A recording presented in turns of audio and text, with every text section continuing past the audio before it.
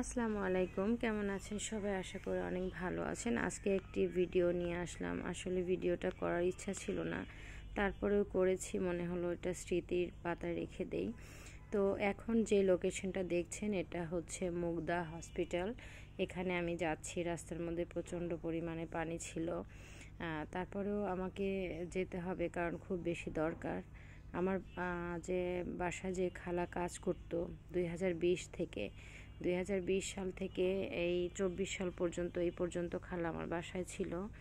তো খালা অসুস্থ অনেক দিন যাবত। তো রোজার মধ্যে খালাকে নিয়ে আমরা অনেকগুলো পরীক্ষা করেছি, অনেক ডাক্তার দেখিয়েছি। তো শেষ পর্যন্ত ধরা পড়লো যে ওনার একটু গাইনি প্রবলেম হয়েছে, তো ওনার হচ্ছে জরায়ু অপারেশন করে ফেলে দিতে হবে। তো রোজার জন্য আমাদের অপারেশনটা দেরি হয়ে যায়। তারপরে এখানে ভাবলাম যে মোটামুটি একটা ভালো অ্যামাউন্ট যাবে। যে সবসময় আপনারা জানেন যে প্রীতি যুব মহিলা কল্যাণ সংস্থার মাধ্যমে আমরা অনেক কাজ করি, সম্পূর্ণটা ব্যক্তিগত তহবিল থেকে। আজকে এই 9টি বছর এই সংগঠনটি নিজেই পরিচালনা করে আসছি, মানে নিজের ব্যক্তিগত টাকা থেকে। তবে এই 1.5 থেকে 2 বছর যাবত আমাদের অনেক বোনেরা ভাইয়েরা আমাদের সাথে যুক্ত হয়েছে। সবাই এখানে কম বেশি যার যতটুকু পারে এখানে সহযোগিতা করে। সবাই মিলে আমরা ভালো কিছু কাজ করি, যেটা হলো সামাজিক কাজ। তো আজকে রোজার মধ্যে যেহেতু আমরা এই চিন্তাটা করেছিলাম, আমাদের অনেক টাকার প্রয়োজন ছিল। আমাদের যেহেতু 150 উপরে প্রতিবন্ধী বা আরও সব মিলিয়ে 200 মানুষকে ঈদের উপহার দিতে হয়, হাট বাজার নগদ টাকা দিতে হয়। তো যাই হোক, সেজন্য আমার কাছে মনে হলো যে আমার কিছু বান্ধবীদের সাথে আমি শেয়ার করি। পরে আমার একটি বান্ধবী হচ্ছে অস্ট্রেলিয়াতে থাকে, ওর নাম হচ্ছে নূর, ফাতেমা নূর, এবং রোজ আমার ফ্রেন্ড। ওদের সাথে শেয়ার করি যে আমরা কিভাবে কি করতে পারি। তখন ও বলল যে ঠিক আছে, আমরাও তো কিছু সামাজিক কাজ করি, এখান থেকে কিছু একটা অ্যামাউন্ট আমরা তোমার সংগঠনের মাধ্যমে দিব, তুমি সামাজিক কাজ করো। তো সেখান থেকে হচ্ছে আমরা অনেকগুলো ঈদের উপহার আমরা সবাই মিলে দিয়েছি। এবং আমার খালার চিকিৎসার জন্য আমার বান্ধবী ফাতেমা নূর, আমি এবং রোজ এবং রুমানা আপু আছে, খালাকে নিয়ে অনেকদিন হসপিটালে দৌড়ঝাঁপ করেছে। তো আমরা সবাই মিলে খালার চিকিৎসাটা করার জন্য দায়িত্ব নেই এবং আলহামদুলিল্লাহ আমরা শেষ পর্যন্ত খালার অপারেশন পর্যন্ত যেতে পেরেছি।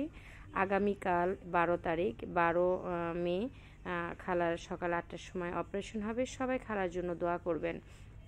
তো দেখবেন যে খালা, দেখেন আমরা যখন ওখানে যাই, আমাকে এবং রোজকে জড়িয়ে ধরে অনেক কান্না করেছে। ঢোকার সাথে সাথে জিজ্ঞেস করেছে আমার বাবুরা কেমন আছে, আমার শরীরের অবস্থা কি, আমরা ঠিকমতো খাচ্ছি কি না। অথচ খালা নিজেই কিন্তু অসুস্থ। আসলে মায়ের মতো করে দেখেছি, সেও আমাদের সন্তানের। খালা কেমন আছে? হসপিটালে কেমন লাগে আপনি?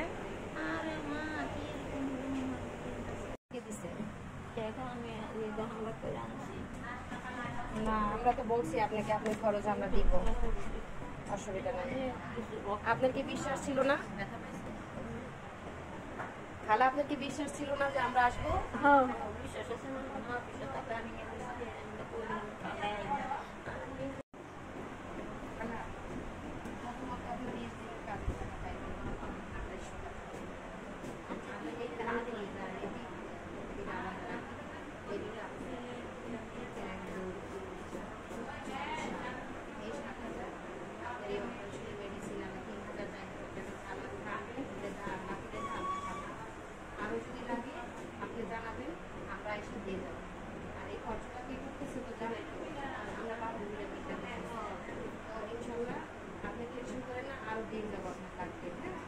কান্নাকাটি করবেন না, ওই জন্য আপনি 200 টাকা বাড়াই, ওই জন্য আলাদা দিচ্ছে। আর এই আপনি আলাদা, আপনার অপারেশন কালকে বের করুন, 300 টাকা কালকে সন্ধ্যার পরে আমি আবার চেষ্টা করবো আসলে।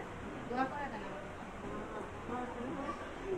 আমার তো শরীরটা ভালো না, দোয়া করে দেন, রোজ একটু দোয়া করে দেন, রোজ একটু দোয়া।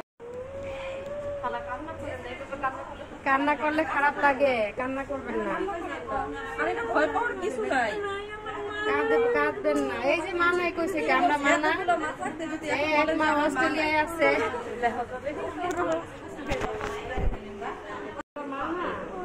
আপনার আরো 10,000 লাগবে, আরো 10,000 দিন, আপনার চিন্তা করেন। সাবধানে রাখবেন, ওর জন্য দোয়া করবেন, যারা